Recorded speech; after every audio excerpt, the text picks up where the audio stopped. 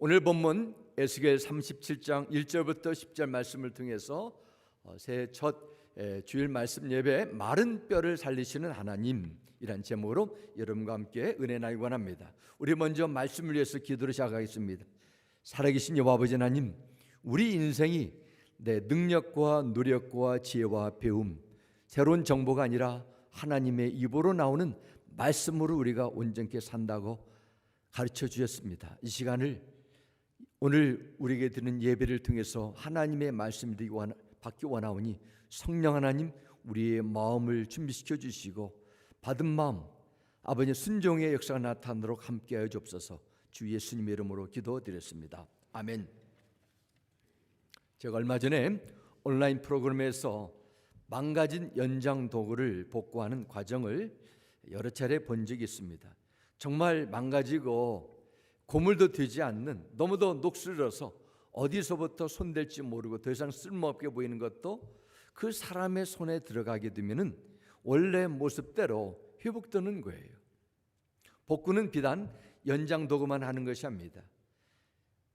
앞에 보는 것처럼 그림도 정말 이제는 더 이상 가치를 측정할 수 없을 정도로 완전히 훼손되고 낡은 그 그림들도 전문가의 손에 의해서, 그들의 예술적인 감각과 노력에 의해서, 기술에 의해서 복구되는 것을 보게 됩니다.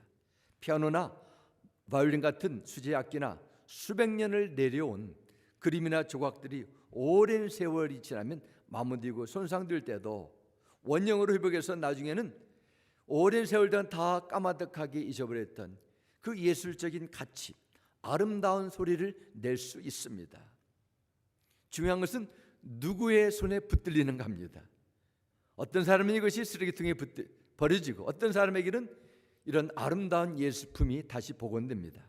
사람들의 눈에는 이미 쓸모없게 보이는 악기도 복원할 수 있는 전문가의 손, 예술가의 위대한 작품이 재생되고 심금을 울리는 소리내는 이 놀라운 악기가 다시 새롭게 태어나는 것입니다. 이 세상에는 망가진 악기, 완전히 훼손된 예술품처럼 기대도 꿈도 상실하고 어디서 무너졌는지, 왜 망가졌는지 모르는 상태로 체념하며 살아가는 존재들이 많습니다.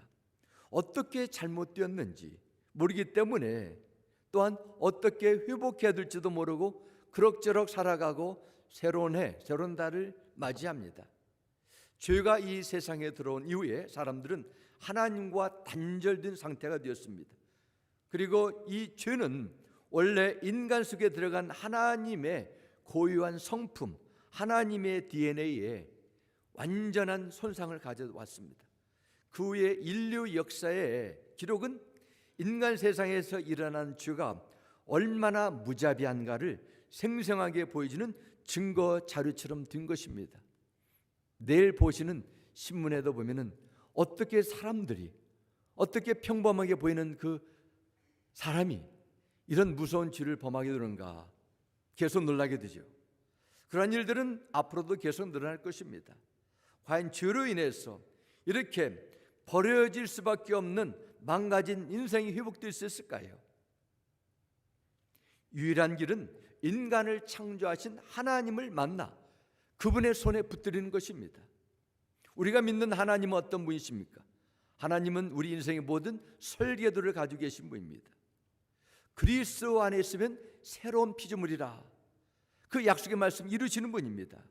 무에서 유를 창조하신 전능하신 분, 그분 손에 붙들리면 깨지고 녹슬리고 뒤틀린 인간의 형상이 회복되어 원래의 역할을 해낼 수 있다는 것입니다. 오늘 본문에는 하나님께서 이스라엘 선지자, 지금 저 바벨론 포로 땅에 끌려가서 정말 미래를 기약할 수 없는 그 상황 속에서 에스겔에게 깊은 골짜기로 인도하시고 보여주시는 환상을 기록하고 있습니다. 그 환상은 죽은 지 오래된 사람의 마른 뼈들이 생기를 받고 살아 움직이기 시작하면서 거대한 군사로 변하는 그 내용입니다. 사람들이 단순히 건강을 해치고 부상을 당해서 재수술하고 재활해서 회복된 것이 아니에요. 어떠한 소망과 기대도 할 수 없는 죽음이라는 절대 절망의 상태에서 다시 살아나는 새 생명의 이 전환을 오늘 본문은 이야기하고 있습니다. 오늘 말씀을 통해서 2023년 새해를 주신 하나님께서 여러분에게 약속하신 그 능력의 비결을 함께 배우고 영적 전투와 같은 이 광야 같은 험난한 세상에 주는 어떠한 도전과 사건과 상황에서도 오직 살아계신 주 하나님만 의지하며 그분이 주시는 권세를 받아 믿음으로 전진하며 인내하며 승리하는 삶이 되시길 주님의 이름으로 축원합니다. 두 가지로 나누겠습니다. 첫 번째는 마른 뼈들아 여호와의 말씀을 들을지어다. 하나님의 말씀이 임하는 것입니다. 1절 말씀 다시 보겠습니다. 여호와께서 권능으로 내게 임재하시고 그의 영으로 나를 데리고 와서 골짜기 가운데 두셨는데 거기 뼈가 가득하더라 말씀합니다. 골짜기가 뭘로 쌓였어요? 뼈로 가득히 쌓였다 말씀합니다. 골짜기에는 산과 산 사이에 움푹 파인 곳이기 때문에 잘 보이지 않습니다. 에스겔은 그 험한 골짜기가 몇 조각이 아니라 뼈들로 가득 채워진 광경을 보게 됐습니다. 그런데 2절 말씀 보면 더 자세한 내용이 나옵니다. 뼈가 어때요? 심이 많고 아주 말랐더라 말합니다. 아주 말랐다는 것은 죽은 지 오래됐다는 의미죠. 에스겔이 죽음의 분위기로 덮여있는 이 골짜기를 가득 채운 마른 뼈들을 보았을 때 그가 얼마나 충격적이었습니까? 뼈 한 조각만 봐도 엄청난 두려움이 엄습할 텐데 이 거대한 환상을 보고 절망할 그 순간에 하나님께서 에스겔에게 3절에 이렇게 말씀하십니다. 그가 내게 이르시되 인자야 이 뼈들이 능히 살 수 있겠느냐 하시기로 내가 대답하되 주 여호와여 주께서 아시나이다 이 말씀을 주십니다. 이 뼈들이 능히 살 수 있겠느냐, 이것은 도저히 상식의 이치에 맞지 않는 질문처럼 여겨집니다. 어떻게 살아날 수 있어요? 하지만 에스겔은 하나님께서 주시는 질문의 의도를 알고 있었습니다. 마른 뼈들이 그대로 내버려 두지 않고 살리기를 원하시는 마른 뼈들 속에서 하나님의 소망을 그는 캐치했습니다. 하나님의 마음이었습니다. 에스겔은 부정적으로 대답하지 않고 오직 하나님만 아십니다. 이렇게 3절 후반절에 대답합니다. 다시 말씀드리면 생명의 주인 되시는 하나님께서만 이 죽은 뼈들을 다시 살릴 수 있습니다.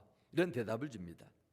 그러면 에스겔의 환상을 통해 본 이 거대한 뼈들은 무엇을 뜻할까요? 성경에서 우리에게 무슨 메시지를 주실까요? 이 뼈들은 1차적으로 지금 바벨론 나라에 포로로 잡혀가 살고 있는 포로가 된 유다 백성들을 의미합니다. 그들은 지금 살아있지만은 포로인입니다. 바벨론은 거대 제국에 꼼짝달싹 못하고 누에처럼 살 수밖에 없는 인생이었습니다. 육체적으로는 숨을 쉬고 걸어다녀요. 밥을 먹고 낮에 일도 하고 저녁에 잠을 잡니다. 그런데 하나님은 그들 향해 어때요? 마른 뼈들이라, 그냥 마른 것이 아니라 극히 아주 말라버린 뼈들이라 상징합니다. 마른 뼈는 죄로 인해서 생명을 잃어버린 상태, 즉 죽음의 상태를 의미합니다. 왜냐하면 하나님께서 저 바벨론 땅의 포로로 끌려간 유다 백성들을 바라보실 때는 이미 그들은 죽은 것과 다름없습니다. 그들의 힘으로 도저히 다시 살아날 가능성이 0%였습니다. 그 나라는 완전히 망했습니다. 기원전 586년경에 유다 나라는 당시 최강대국이었던 바벨론 나라의 침공에 의해서 망하고 백성들은 죽고 성읍은 불타고 그들의 지도자들은 포로로 끌려가고 그 백성들은 영혼은 망가져서 마른 뼈처럼 다시 회복될 것이라는 어떠한 기대나 소망도 들 수 없는 그런 영적인 상태였습니다. 하나님께서 특별히 선택하시고 함께하신 언약의 백성인 유다 백성들이 이 골짜기의 뼈들처럼 어떻게 그렇게 패망할 수 있습니까? 패망도 어떻게 그렇게 무자비하게 그렇게 버림받게 됩니까? 그래서 바로 하나님의 말씀을 심각하게 받아들이지 않았기 때문입니다. 그들에게 하나님은 많은 선지자를 통해서 경고를 줬어요. 돌이켜라, 우상을 욕심을, 재물을 의지하지 말고 하나님만 바라보고 의지하라. 경고의 말씀을 주셨는데도 계속 무시하면서 반대 방향으로 행동했습니다. 그들의 삶은 말씀과 정반대로 가고 있었습니다.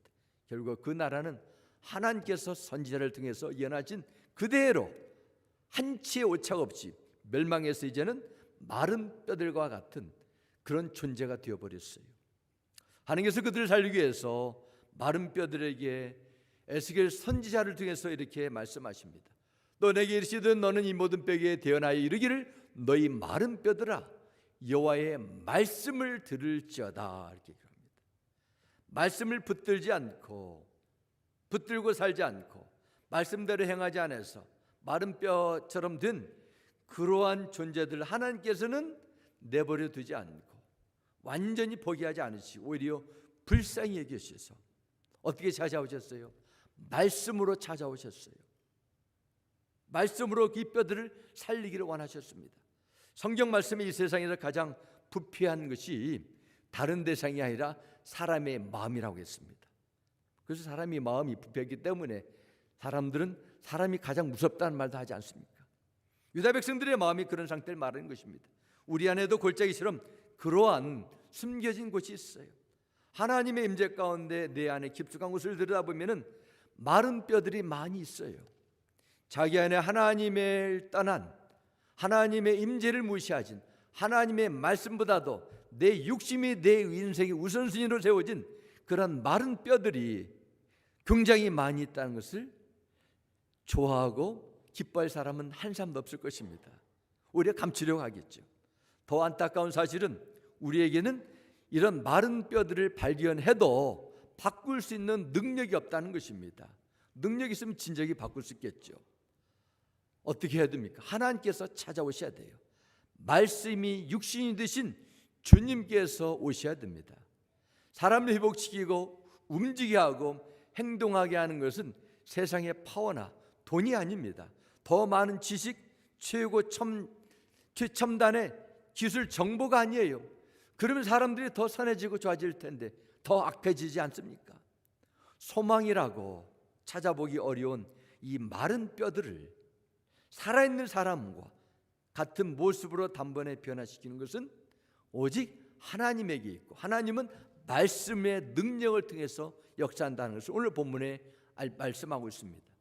주님은 요한복음 5장 25절에 말씀합니다. 진실로 진실로 내게 이르노니 죽은 자들이 하나님의 아들의 음성을 들을 때가 오나니 곧 이때라. 듣는 자는 살아나리라. 아멘. 예수 그리스도께서 말씀의 선포를 통해서 육신의 몸을 지고 오셔서 생명의 길을 선포하셨습니다. 듣고 따른 자는 살아나는 소망이 있다는 것입니다. 그래서 죽은 자들은 누구를 상징합니까? 죄로 인해 죽어야 될 마른 뼈들처럼 어떤 소망을 두지 않는 모든 사람을 의미합니다. 하나님의 아들 예수 그리스도의 말씀을 듣고 믿음으로 받아들이고 그 믿음 속에 사는 사람은 영원한 생명을 얻는 일들이 곧 이제 시작됐다는 뜻입니다. 또한 미래에 영원한 생명을 누릴 그때가 온다고 친히 약속하셨습니다. 이제 성경에서 제시하는 영적인 원리입니다. 하나님은 어제나 오늘이라 영원토록 동일하신 살아계신 분입니다. 하나님의 살아계시기 때문에 말씀의 효력도 영원토록 동일하십니다. 선포된 하나님의 말씀을 들으면 누구나 소망이 있습니다. 듣는 자는 살아난다 말씀하셨어요. 우리가 어떤 존재입니까? 에베소 2장 2절과 4절 5절 말씀 보겠습니다. 그때 여러분은 그리스도인 성도들을 의미합니다. 공중의 권세를 잡은 통치자 곧 지금 불순종의 자식들 가운데서 작용하는 영을 따라 살았습니다. 그러나 하나님은 자비가 넘치는 분이셔서 우리를 사랑하신 그 크신 사랑으로 말미암아 범죄로 죽은 우리를 그리스도와 함께 살려주셨습니다. 아멘. 하나님을 믿을 수 없고 깨달을 수도 없고 볼 수도 없고 구원의 길을 찾을 수 없이 여전히 죄의 문제, 삶의 문제 속에서 허덕이다가 거짓의 영, 사단 마귀에 묶여 사는 그런 인생이었습니다. 그때 누군가를 통해서 여러분에게 예수 그리스도 안에 있는 생명, 그분 안에 살아날 수 있다는 놀라운 소망의 소식을 듣게 되고 성령께서 여러분의 마음을 열어주셔서 예수님을 생명의 주로 믿을 수 있는 구원의 은혜가 여러분에게 임하게 된 거예요. 그리고 오늘 여러분 이 자리에 나오게 된 줄 믿습니다. 하나님의 말씀이 주어지고 회복의 은혜가 시작된 것입니다. 살려주셨어요. 이 엄청난 놀라운 선물 여러분이 받으심을 믿으시고 감사하시기 바랍니다. 2023년은 하나님께서 여러분에게 주신 너무도 소중한 선물 가운데 하나입니다. 모든 사람에게 1년 365일 8760시간 똑같이 주어졌습니다. 현재 오늘을 사는 것입니다. 살아있는 자는 현재를 영어로 present, 현재도 말하지만 선물이라는 뜻이 담겨져 있습니다. 정말 그렇습니다. 1월 1일 오늘 이 날은 하나님께서 여러분에게 주신 귀한 시간의 생명의 선물이에요. 현재는 이 선물을 어떻게 활용하는가 중요합니다. 하루하루 분주함 속에 빠지고 재정적인 압박감에 시달리고 여러 가지 건강의 문제, 자녀의 문제, 부모의 문제, 이런 일 저런 일 지시다면 생각이 너무도 복잡해집니다. 어디에 초점을 둘 수가 없어요. 내가 왜 살아야 되는지, 이 미국에서 얼마 동안 이렇게 일을 해야 되는 것인지, 열심히 하는 그 궁극적인 목적이 무엇인지 확신이 들어서지 않습니다. 하루하루 현실적인 일들에 매여 스트레스가 받아지고 견디다 보면은 정말 중요한 것이 무엇인지를 볼 수 없는 혼란에 빠질 수도 있어요. 그럴수록 집중해야 할 것이 있습니다. 그래서 바로 지금 내가 나의 주위를 둘러싸고 있는 내 마음과 생각을 계속 혼미케 하는 주변의 일들이 아니라 하나님 말씀 앞에 서 있는가, 이것을 확인하셔야 돼요. 우리가 걸어다니고 밥을 먹고 뭔가 열심히 하고 있지만은 우리 내면이 하나님의 말씀으로 채우지 않게 되면은 이건 죽은 목숨이나 다름없는 것이지요. 다른 거에 끌려가기 때문입니다. 삶의 근본적인 변화는 말씀을 듣고 여러분의 생각이 변화되는 순간 시작되기 때문입니다. 말씀이 여러분의 심령을 새롭게 할 때 영적인 판단이 서게 됩니다. 영혼 속에서 인생의 가치관을 다시 한번 확인하게 됩니다. 그리고 영혼을 회복할 수 있는 길이 열리게 됨을 믿으시기 바랍니다. 사랑하는 성도 여러분, 하나님의 말씀을 들을 줄 아는 것이 내 영혼의 생명을 결정한다는 사실 기억하시고 하나님의 말씀을 날마다 드셔야 돼요. 주야로 묵상하셔야 돼요. 이제 하나님의 말씀을 레마, 영의 말씀을 듣게 되면 반드시 그에 합당한 영적인 반응이 나타나게 되어 있습니다. 2023년 여러분의 심령이 살아 운동력 있는 생명의 말씀을 채워줘 더욱 여러분의 삶의 신앙생활이 풍성해지는 복된 한 해가 되시길 주님의 이름으로 축원합니다. 두 번째, 우리는 본문을 통해서 마른 뼈들아 생기가 들어가 살아나리라 말씀합니다. 하나님은 에스겔 선지자를 통해서 하나님의 말씀을 죽은 뼈들에게 선포했습니다.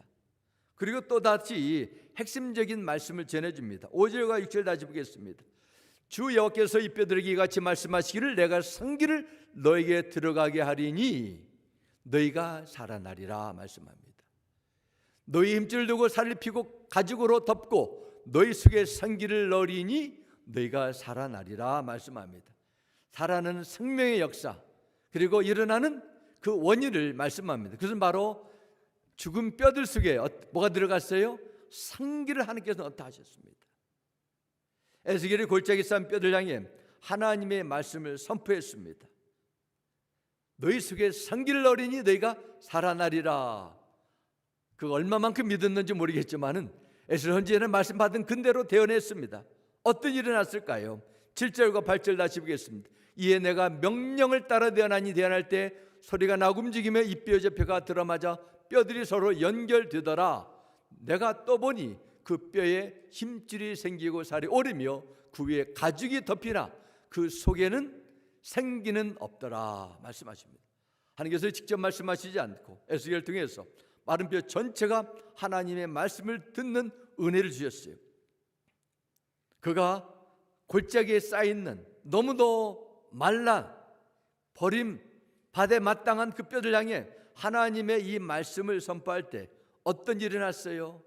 뼈에 힘줄이 생기고 살이 오르고 살 가죽이 몸을 덮기 뼈를 다 덮기 시작했습니다. 그런데 한 가지가 빠졌어요. 뭐가 없습니까? 그 속에 생기가 없더라 말씀합니다. 영어聖 보면 But there was no breath in them. breath. 호흡이란 뜻이죠. 뼈들이 서로 연결됐습니다. 근육이 생기고 피부가 온몸을 덮었습니다. 사람 모습처럼 달라졌는데 생기가 빠졌어요. 생기가 없기 때문에 겉모습 보면 정상적인 사람처럼 보였는데 사람으로서 역할을 할 수 없는 상태로 남아 있습니다. 이때 하나님께서 에스겔에게 다시 말씀합니다. 9절과 10절입니다. 또 내게 이르시되 너는 생기를 향하여 대하라. 생기에 대하여 이르기를 주 여호와께서 이같이 말씀하시길 생기야 사방에서부터 와서 죽음을 당한 자에게 불어서 살아나게 하라 하셨다라 말씀합니다. 그때 에스겔 선지자가 10절입니다. 이에 내가 그 명령대로 대언하였더니 생기가 그들에게 들어가매 그들이 곧 살아나서 일어나서는데 극히 큰 군대더라 말씀합니다. 죽은 뼈가 뭐가 됐어요? 큰 군대로 달라졌습니다. 하나님은 사람을 향해 주 여호와께서 이같이 말한다. 생기야 이 죽임당한 사람들이 와서 그들이 살아나게 하리라 말씀하셨을 때 그 사람들 속에 생기가 들어가게 되고 마치 흙으로 지었던 아담이 하나님의 생기가 들어가자 생명이 되었던 것처럼 마른 뼈처럼 죽었던 그 존재를 잘 지을 때도 하나님의 호흡이 들어가자 큰 군대가 되었다고 성경은 말씀합니다. 군대는 무엇을 의미합니까? 이 세상 권세자 악한 영을 제한한 하나님의 능력을 상징합니다. 오늘 본문을 다시 보면 마른 뼈처럼 죽은 사람이 일어나 큰 군대가 되는 것, 두 가지를 말씀합니다. 첫 번째는 하나님께서 선포하시는 말씀이고 두 번째는 하나님의 생기입니다. 우리 말씀을 나눴습니다. 그러면 하나님의 생기는 무엇을 뜻합니까? 하나님의 breath, 호흡이지요. 호흡은 성경에서 루하, 바로 성령님을 뜻합니다. 그러므로 살아있지만은 죽은 자같이 살아있지 않고 하나님의 군사로 살기 위해서는 두 가지, 매일 말씀을 우리 영혼에 받아야 돼요. 또한 하나님의 호흡인 성령의 임재하심이 반드시 있어야만 됩니다. 성경 분명히 말씀합니다. 로마서 8장 14절 말씀이면 무릇 하나님의 영으로 인도함을 받는 사람은 곧 하나님의 아들을 하셨습니다. 그래서 하나님의 영은 성령님을 의미합니다. 사랑하는 성도 여러분, 하나님의 자녀들은 성령을 따라 사는 자들입니다. 그러므로 하나님의 자녀들은 예배를 드리고 기도를 하고 찬양을 부를 때도 복음을 전할 때도 선교사에게 갈 때도 성령님의 인도함을 받아야 됩니다. 그래서 예수님께서 받기 전에 절대로 다른 데 하지 말고 일하지 말라 가만히 기다려 하셨습니다. 반대로 하나님의 자녀의 신분은 받았지만은 성령의 다스림을 받지 않게 되면 어떤 일이 일어날까요? 생기가 없는 것이죠. 호흡은 쉬는데 나가지 못해요. 좁은 길을 가지 못합니다. 가만히 있는 것이죠. 상처받지 않겠다고 손해보지 않겠다고 그냥 가만히 있는 거예요. 영적인 일을 할 수 있는 파워가 떨어져요. 종교 생활은 할 수 있을지 몰라도 영적인 군사는 절대로 들 수 없습니다. 세상이 주는 시험의 불화살과 사단 마귀의 집요한 공격에서 절대로 승리할 수 없습니다.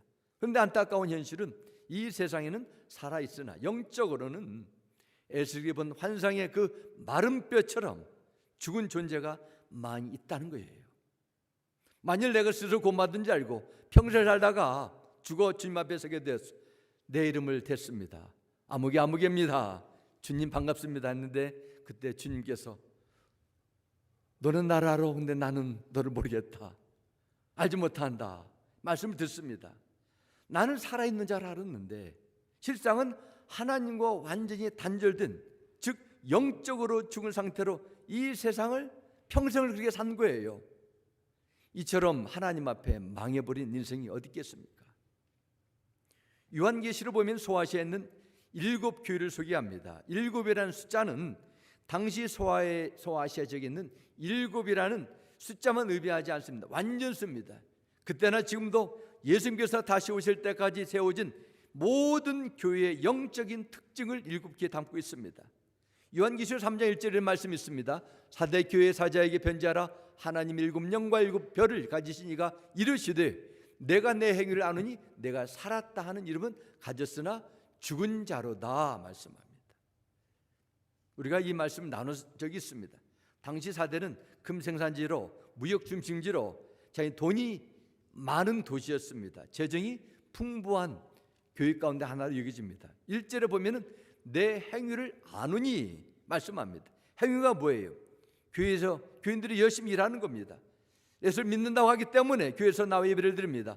헌금도 드립니다. 봉사도 합니다. 선교도 나갑니다. 근데 사람들 보기에는 행위가 있어요. 근데 주님은 그 결국은 어떻게 평가하십니까? 죽은 자로다 말씀합니다.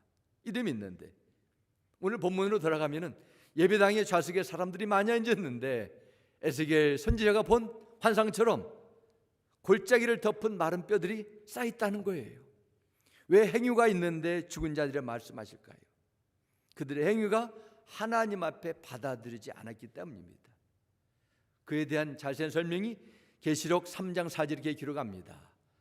그러나 사대에는 자기 옷을 더럽히지 않은 사람이 몇이 있다. 이 뜻은 대부분의 사람들이 옷이 더럽혀졌다는 것이죠. 그렇다면 무엇 때문에 어디서 옷이 더럽혀졌습니까? 바로 하나님의 진리의 말씀입니다. 복음입니다. 하나님의 말씀을 철저히 배척하고 무시하는 이 세상의 가치관, 사대교를 점령하게 된 것이죠. 세상에 양보하고 세상에 굴복한 모습이 사대교에 있다는 거예요. 그들이 종교적인 행위를 썼지만은 그들이 하는 것은 예수 그리스도의 구원의 은혜에 대한 반응, 성령의 인도함을 받지 않고 세상의 가치관, 자기들의 마음과 생각대로 했기 때문에 살아있는 행위가 있어도 주님은 이것을 죽은 상태라 말씀하신 것입니다. 이 말씀을 오늘을 사는 모든 그리스도인에 주시는 주님의 말씀이기도 합니다.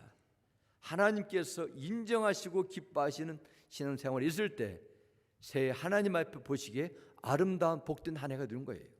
그러면 어떻게 그리스도인으로서 에스겔 골짜기에 널려 있는 마른 뼈가 아니라 생명력 있는 영적 군사처럼 힘 있는 믿음 생활을 할 수 있을까요? 무엇보다도 말씀으로 돌아가야죠. 성경 1.1이 변하지 않는 하나님의 진리의 말씀인 것을 확실하게 여러분이 믿고 성경으로 돌아가셔야 돼요. 오늘날 특별히 우리가 살고 있는 미국, 이 세대가 만든 문화의 가치관, 인권으로 포장된 인본주의에 대부분이 다 몰려들었어요. 오늘도 말씀을 전하시는 그 닥터 핏 인디애나폴리스 신학교 총장님도 그런 얘기를 나눴는데 너무도 교회와 이제는 성도들이 인본주의에 이미 다 물들었기 때문에 정말 순수한 말씀으로 돌아가는 그러한 영적 지도자를 세워야 되겠다, 그런 비전을 가지고 이 지역에 신학교를 세웠답니다. 이제는 너무 다 기울을 대로 기울어갔습니다. 하나님이 실수하셔서 남자도 아니고 여자도 아닌 다른 자들 만들었다는 것, 인본주의에서 나온 것이지요. 세상의 가치관, 세상의 구조에 적당히 혼합해서 그렇게 되면 교회가 얼마나 더럽혀지겠습니까? 세상을 두려워하기보다도 하나님의 정하신 진리의 원칙, 하나님의 가치관을 회복해 나가는 것이 바로 우리는 마른 뼈가 되지 않고 영적인 군사가 되는 성경적인 비결입니다. 또한 영적으로 늘 깨어 있어야 돼요. 잠자는 것과 죽은 것과 무엇이 다릅니까? 어떤 차이가 있어요? 숨을 안 쉬는 것이죠. 숨이 끊어지면 죽었다 말합니다. 기도는 영적인 호흡이다라고 이렇게 말하는 것은 기도 생활은 내 영이 살아있다는 강력한 증거가 되기 때문에 그렇습니다. 디모데전서 5장 5절 6절 말씀 보겠습니다. 참 가부로서 외로운 자는 하나님께 소망을 두어 주야로 항상 간구와 기도를 하거니와 향락을 좋아하는 자는 살아있으나 죽었느니라 말씀합니다. 사대교회에도 에스겔 환상에도 또 오늘 디모데에 나오는 말씀에도 이렇게 기록하고 살아있으나 죽은 자가 있다는 거예요. 세상의 즐거움을 좋아하는, 세상의 가치관을 쫓아가는 사람은 몸은 살아있으나 정신은 멀쩡하다 할지라도 영적으로는 죽었니라 말씀합니다. 하나님과 단절됐기 때문에 그렇습니다. 사람의 세포는 게으르다라는 그런 전문가의 글을 전에 읽은 적이 있습니다. 여기에 담겨진 의미는 사람의 몸의 근육을 부지런히 움직이지 않고 그냥 있는 그대로 가만 놔두면은 몸의 세포는 절대로 좋은 방향으로 강화되지 않고 그냥 오히려 퇴보한다. 아마 이런 뜻이 담겨 있는 것 같아요. 어떻게 세포가 게으를 수 있겠습니까? 가만히 있으면 아무 일 하지 않는다는 뜻이죠. 그리스도인으로서 믿음 생활에도 비슷한 점이 있다고 여겨집니다. 경건의 모양만 갖춘 종교인이 아니라 경건의 능력, 에스겔이 본 그런 영적인 군사가 되는 하나님 나라에 쓰임맞는 사명자로 살기 위해서 가만히 소극적으로 있으면 안 됩니다. 여러분이 감당할 책임은 적극적으로 참여하고 하셔야 돼요.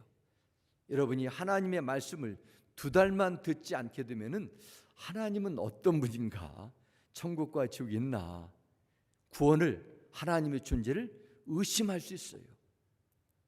그래서 성경은 열심히 부지런히 배우는 데 힘쓰라, 쉬지 말고 기도하라, 이렇게 말씀하시는 것입니다.